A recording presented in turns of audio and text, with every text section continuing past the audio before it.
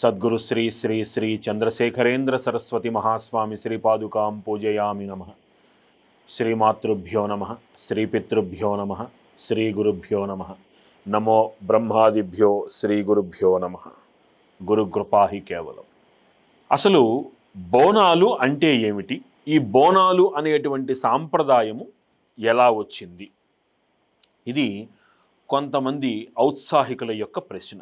తెలుగు భాషలో కనిపించేటువంటి ఒక విశిష్టమైన ప్రక్రియ ప్రకృతి వికృతి.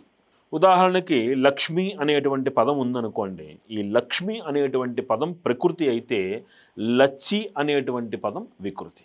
అంటే రెండింటి అర్థము ఒకటే.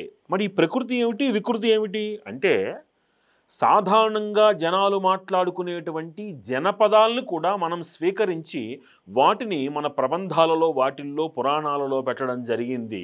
దానికి వాళ్ళు ఇచ్చినటువంటి అందమైనటువంటి పేరు ఏమిటి అంటే సహజమైనటువంటి మాట లక్ష్మి. జనాలలోకి వెళ్ళిన తర్వాత కొంతమంది దాన్ని పలకలేక వాళ్ళకి అనుకూలంగా మార్చుకునేటువంటి ఒక ప్రక్రియ లచ్చి అనే పదం కూడా మనకి ఆమోదయోగ్యమే అని చెప్పడం అక్కడ ఆంతర్యం అన్నమాట. అలా భోజనము అనేటువంటి ఒక పదానికి వికృతి బోనము. మీరు బాగా పల్లెటూళ్ళలోకి వెళ్ళామనుకోండి, బోనం చేశారా అని అడుగుతారు వాళ్ళు. ఆ భోజనము అనేటువంటి ఆ పూర్తి పదము వాళ్ళకి నోరు తిరగకో లేకపోతే దానిని వాళ్ళకి అనుకూలంగా మార్చుకునో ఒక ప్రక్రియను వాళ్ళు సృష్టించారు. అలా ఇది బోనం అయింది. బోనాలు అంటే భోజనాలు అని కూడా మనం అర్థం చేసుకోవచ్చు. బాగుంది. ఎవరికి భోజనాలు ఇవి? అసలు భోజనాలు అనేటువంటి ఆలోచన కన్నా ముందు ఒక్క అడుగు ముందుకు వేసి అసలు గ్రామ దేవతలు అంటే ఎవరు అనేటువంటి ఒక ప్రక్రియని మనం అర్థం చేసుకోవాలి. పురాణాలలో మనకు కనపడేటువంటి ఒక విశిష్ట స్వరూపము అమ్మవారు, స్త్రీ స్వరూపము.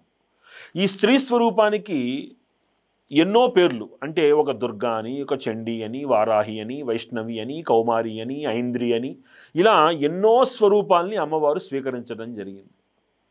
ఈ స్వీకరించినటువంటి స్వరూపాలన్నీ ఎక్కడ వినియోగింపబడ్డాయి అంటే రాక్షస సంహారంలో వినియోగించబడ్డాయి. మరి అటు పిమ్మట కాలక్రమేణా కొన్ని ప్రాంతాలకి అంటే కొన్ని విశిష్టమైనటువంటి కార్యకలాపాలలో మనకి గ్రామదేవతా స్వరూపాలుగా కొన్ని మనకి బయటికి రావడం జరిగింది. ఇవి ఎందుకు వచ్చాయి, ఎలా వాటిని మనం అర్థం చేసుకోవాలి? పోలేరమ్మ, గంగానమ్మ, బలుసులమ్మ, కోట సత్యమ్మ, ఇలాంటి పేర్లు ఒకసారి మీరు జాగ్రత్తగా గమనిస్తే అవి ఆయా ప్రాంతాలలో నానుడిలో ఉండేటువంటి పేర్లు. ఉదాహరణకి ఇప్పుడు దుర్గాదేవి అనేటువంటి ఒక అమ్మవారి ఒక స్వరూపం ఉందనుకోండి. మీరు ఏ ఊరు వెళ్ళినా ఏ ప్రాంతానికి వెళ్ళినా ఆ పురాణ స్వరూపం పేరు దుర్గాదేవి. ఇక్కడ ఈ మైసమ్మ, కోట సత్తెమ్మ, బలుసులమ్మ, నంగానమ్మ, నంగాలమ్మ ఇవి మాత్రం మనకి కొన్ని ప్రాంతాలలోనే వినపడతాయి. అన్ని చోట్ల రావు ఇవి. కానీ ఇవి కూడా అమ్మవారి స్వరూపాలే. ఈ స్వరూపాలకి యొక్క ఆవిర్భావం మనకి పురాణాలలో వాటిల్లో కనపడటం లేదు కదా అని అనుకోవడానికి లేదు అక్కడ. ఇప్పుడు వారాహీదేవి, వైష్ణవీదేవి అనేటువంటి స్వరూపాల్ని మీరు నిశితంగా గమనిస్తే ఆ స్వరూపాల యొక్క ఆ ఉనికి ఎక్కడ కనబడుతోంది మీకు అంటే భండాసురుణ్ణి, శుంభనిశుంభుల్ని, మధుకైటభుల్ని అమ్మవారు సంహరించినప్పుడు అమ్మవారికి యొక్క శక్తిలో వాటిలో సమ్మిళితమైనటువంటి శక్తిగా అవతరించి ఆ అవతారం అక్కడ వరకే పరిమితం అయిపోయింది. అలా ఈ గ్రామదేవతా స్వరూపాలు కూడా ఆయా ప్రాంతాల్ని సంరక్షించేటువంటి మహత్తరమైనటువంటి అమ్మవారి స్వరూపాలుగా మనకి ఆవిర్భవించటం జరిగింది. కొన్ని చోట్ల ఆయా ప్రాంతాలలో ఉండేటువంటి కొంతమందిని అమ్మవారు స్వీకరించి వారిలో నుంచి అమ్మవారి అవతారంగా కూడా ఉద్భవించిన సంఘటనలు మనకి కనబడతాయి. ఉదాహరణకి మీరు కనక మహాలక్ష్మీదేవి ఆలయానికి వెళ్ళారనుకోండి, విశాఖపట్నం. ఆవిడ అక్కడి నుంచి ఉద్భవించారు. ఆవిడ ఈనాడు ఎంతోమందికి కొంగు బంగారమై ఎన్నో కుటుంబాలకి ఆరాధ్య దేవంగా వెలసిల్లుతున్నారు. ఆవిడ ఎక్కడి నుంచి వస్తుంది అంటే ఆయా స్వరూపాలలో నుంచి, ఆయా అవసరాలలో నుంచి, ఆయా నిమిత్తాలలో నుంచి పుట్టినటువంటి విశిష్టమైన అమ్మవారి స్వరూపాలు ఇవన్నీ కూడా. కాబట్టి చాలా ప్రప్రథమమైనటువంటి పూజ్యులు స్వరూపాలు ఎవరు అంటే గ్రామ దేవతలు. ఇది మనం ముందు దీనిని అర్థం చేసుకోవాలి. ఈ అమ్మవార్లకి మరి ఈ అమ్మవార్లని మనం కొలుస్తున్నాం కదా, కొలుస్తున్నటువంటి ఈ అమ్మవారి యొక్క ఆరాధన ఎవరు చెయ్యాలి, ఎక్కడ చేసేవాళ్ళు, ఎవరు చేసేవాళ్ళు అనేటువంటిది మనం ఒక్కసారి వెనక్కి వెళ్ళి చూస్తే ఆ ఊరిలో ఉండేటువంటి కొంతమంది కొన్ని వర్గాల వాళ్ళు, ఇప్పుడు ఆ వర్గాల పేర్లు బయటికి తీసాము అంటే మళ్ళీ దాన్ని కూడా కుహనా మేధావులు ఇంకొక వీడియోల్లో వాళ్ళ గురించి వాళ్ళు దాన్ని చాటింపు వేసుకుంటారు. కాదు, మన సనాతన ధర్మంలో అందరూ సమానమే, అందరూ అమ్మవారికి ఆమోదయోగ్యులే అని చెప్పేటువంటి మహత్తరమైన జీవన విధానం ఇది. గ్రామదేవతా స్వరూపాలకి బ్రాహ్మణులతో సంబంధము లేదు అన్నటువంటి నియమం మనకి ఉన్నది. వాటిని కాపాడుకోవలసిన బాధ్యత ఎవరిది అంటే వారిలో ఉన్నటువంటి ఒక వర్గం వారికి పూర్తి బాధ్యత వారిదే. వారే అమ్మవారి సేవ చేసుకుంటారు. వాళ్ళు ఆ ఊరిలో ఉండేటువంటి ప్రధానమైన దేవతాలయం కూడా అమ్మవారి నివేదన తర్వాతే అక్కడ నివేదన జరిగేటువంటి ఏర్పాటు కూడా ఉన్నది. ఇది మనం చాలామందికి అవగాహన లేదు. ఇదంతా కూడా లేక ఒకళ్ళని తక్కువ ఒకళ్ళని ఎక్కువ అనేటువంటి అపప్రధలో సమాజం సాగుతోంది. నిజానికి మనం వర్ణ వ్యవస్థని అర్థం చేసుకుంటే నలుగురు నాలుగు, ఒక మంచం కోటికి 4 ఎట్లానో 4 వర్ణాల వాళ్ళు 4 కొమ్ములుగా ఆ మంచాన్ని, సమాజం అనే మంచాన్ని నడిపించినటువంటి మహత్తర రాజకీయ నాగరికత మనది. యాక్చువల్గా అదంతా ఇప్పటికి అప్రస్తుతం అయినప్పటికీ వారు ఆ అమ్మవారిని వారు సేవించుకునేటువంటి వారు. అమ్మవారి విశేషమైన నివేదన ఏమిటి అంటే పెరుగన్నము, పులగము. అమ్మవారికి అంటే ఆ అమ్మవారు యొక్క లక్ష్యం ఏమిటి అంటే గ్రామం అంతా కూడా సుభిక్షంగా ఉండాలి, గ్రామంలో అందరూ బాగుండాలి. గ్రామంలో అందరూ బాగుండాలి అన్నటువంటి అమ్మవారికి ఆంక్షకు ఆధారంగా ఆ అమ్మవారికి నివేదనగా వారు ఏం పెట్టేవాళ్ళు అంటే చక్కగా ఈ పెరుగన్నము, ఒక ఉల్లిపాయ, ఒక పులగము, అంటే అన్నంలో పెసరపప్పు వేసినటువంటి పులగము అమ్మవారికి ముఖ్య నివేదనలుగా వారు అందించేటువంటి వాళ్ళు. ఆ అమ్మవారికి వారు ఆ రోజుల్లో అలా సేవ చేసుకునేవారు. మనం చూస్తూ ఉంటాం ఈ సినిమాల్లో వాటిల్లో అమ్మవారికి పైన వేప చెట్లు, వేప మండలు అవి చుట్టడము. ఇవన్నీ కూడా ఎక్కడి నుంచి వచ్చాయి అంటే కాలక్రమేణా ఈ అమ్మవారి ఆ నివేదనలు ఒక్కసారి మీరు జాగ్రత్తగా గమనించారనుకోండి, ఈ నివేదనలు అమ్మవారికి పెట్టేటువంటివి శ్రామికులకి మహత్తరమైనటువంటి బలాన్ని అందించేటువంటి ఆహారం. అది శ్రమ చేసి జీవించేటువంటి వాళ్ళకి ఆ ఆహారంలో అత్యద్భుతమైనటువంటి బలం ఉంది. తద్వారా వాళ్ళు ఆ ఆహారంతో కాయకష్టం చేసి అమ్మవారి అంటే వాళ్ళు జీవన విధానాన్ని జీవిస్తూ అమ్మవారికి నివేదనలు పెడుతూ అద్భుతమైనటువంటి ఒక జీవన శైలితోటి వారు జీవించేటువంటి వారు. అదేదో వాళ్ళ దగ్గర తిండికి గతి లేదు కాబట్టి వాళ్ళకి పెరుగన్నం పెడుతున్నారు కాదు. ఇది అర్థం చేసుకోవడంలో ఉన్నటువంటి లోపం. వాళ్ళ ఇళ్లల్లో వాళ్ళ స్తోమతను బట్టి వాళ్ళు ఏం చేసుకుంటున్నారు అనేది వేరే విషయం, మనకు దాంతో సంబంధం లేదు. కానీ ఆ అమ్మవారికి పెట్టిన నివేదనలు శ్రమ చేసేటువంటి వ్యక్తికి అవి మహత్తరమైనటువంటి శక్తి మూలకాలవి. కాబట్టి వారు ఆ ఆహారంతో వాళ్ళు కఠినమైనటువంటి శ్రమని, శారీరక శ్రమని కూడా వాళ్ళు తట్టుకోగలిగేటువంటి వాళ్ళు. పోను పోను ఏం జరిగింది, మనం ఇవన్నీ వదిలిపెట్టేసి ఈ ఆధునిక జీవన విధానంలో కాస్త శరీర శ్రమ వాళ్ళు పడగానే వాళ్ళు ఏం చేస్తున్నారు, ఇతరమైనటువంటి వక్ర మార్గాలలో సుఖాన్ని వెతుక్కోవడం వల్ల ఏం జరుగుతుంది, కుటుంబంలో ఉండేటువంటి సౌఖ్యానికి దూరం అవుతున్నారు వాళ్ళు. అంతేనా కదా? పొద్దునుంచి సాయంత్రం దాకా శ్రమ చేసేసాడు మా ఆయన కాబట్టి అదేదో తాగుతాడు, పడుకుంటాడు. కానీ ఆ కుటుంబం ఆనందం ఏమైపోతుంది? ఆనాటి కాలంలో మరి ఇవన్నీ లేవుగా వాళ్ళకి. మరి వాళ్ళు ఆ శ్రమను ఎలా తట్టుకున్నారు? వాళ్ళు ఆ నివేదనలకు ఉపయోగించినటువంటి ఆహారాన్ని నిశితంగా పరిశీలిస్తే శరీరానికి కావలసినటువంటి పుష్టినిచ్చి మహత్తరంగా నడిపించేటువంటి ఒక జీవన విధానం. అది దైవానికి నివేదన పెడుతున్నటువంటిది దైవం కోసం పెడుతున్నామా అంటే దైవానికి పెడుతూ మనకది మంచిది అని తెలుసుకునేటువంటి ఒక సత్సాంప్రదాయం ఆ రోజుల్లో ఉంది.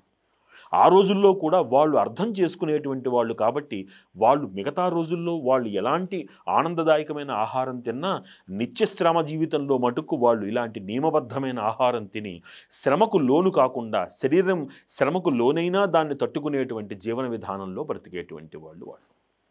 ఇక ఈ బోనాలు అనేటువంటి ఈ ప్రక్రియ నిజానికి మీరు జాగ్రత్తగా గమనిస్తే సనాతన సంప్రదాయంలో ఉండేటువంటి కొన్ని వర్ణాల వాళ్ళు ప్రతి నిత్యము కూడా లేదు, కొన్ని విశిష్టమైనటువంటి సంక్రమణ, ఉగాది వంటి తిథులలో గ్రామదేవతకు నివేదనలు పెట్టడము, పెట్టి చాకలి వారికి వారిని అందించి వాళ్ళ ఆశీస్సులు తీసుకోవడము ఇప్పటికీ నడుస్తుంది. ఇది అవగాహన లేక కొంతమంది కుహనా మేధావులు నోటికొచ్చినట్టల్లా వాగుతూ ఉంటారు బయటకు వచ్చినప్పుడు. మనకి ఇప్పటికీ ఉంది, వాళ్ళని మనం అంతే పవిత్రంగా చూస్తున్నాం. మనం చూడాలి, అదే సంప్రదాయం, అదే సనాతన ధర్మం.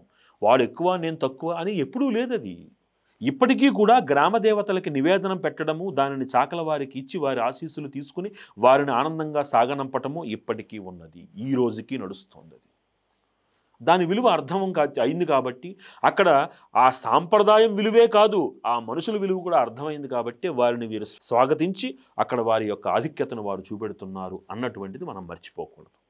ఇక్కడ ఈ బోనాలు అనేటువంటి ప్రక్రియలోకి వచ్చేసరికి ఏం జరుగుతుంది అంటే, అక్కడ ఉన్నటువంటి ఆ గ్రామ దేవతల యొక్క ఆ ఆశీస్సులు తీసుకుందుకోవటం, ప్రతి గృహిణి కూడా ఆ ముంతలలో ఆ నివేదనలను వండి అమ్మవారికి సమర్పించటము అనేటువంటిది ఒక సాంప్రదాయంగా ఒకటి మనకి వస్తున్నది.